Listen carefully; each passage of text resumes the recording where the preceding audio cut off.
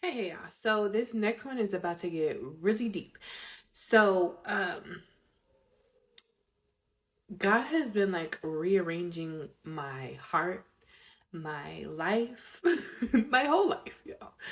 I just sat here and went through a whole y'all. Okay, so what he was showing me was that you know how emotions work, right? Our emotions are there's the ego, the ID, and the superego, right?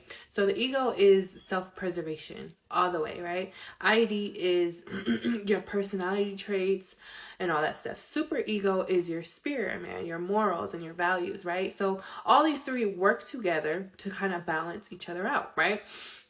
But ultimately, the ego tends to rule because we don't, we don't often learn how to manage it, right?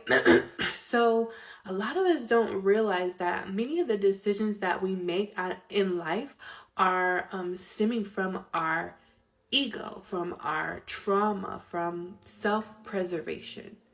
That is typically what we make decisions off of. Like you make a decision on your job, where you're gonna live, your children, your family, all this stuff for survival. What's gonna make the most money? What's gonna make me the most successful in life, right? Which successful is the most money, right? So we don't realize that we are living when we make decisions that way, we are living in a way that is serving another God. The scripture literally says, who will you serve, God or mammon, right? And that's God or money. So when you're living for self-preservation, you're going to seek the jobs that make the most money. You're going to seek the areas that are the most, enjoyable, and because pleasure to the brain is self-preservation too. It feels like whatever is pleasurable feels safe and feels like survival, right? So whatever area that is the cheapest for you, you're going to live, whatever decisions in life, you're going to make decisions based on survival.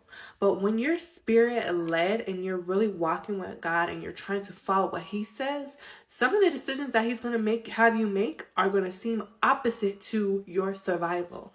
But it's for him to show his glory and what he's capable of doing. It's a setup for you, for God to show for him to show you, like, this is not what I would have you do, right? This is really what you really want, but you're afraid to go after it because you're chasing survival and not chasing me. So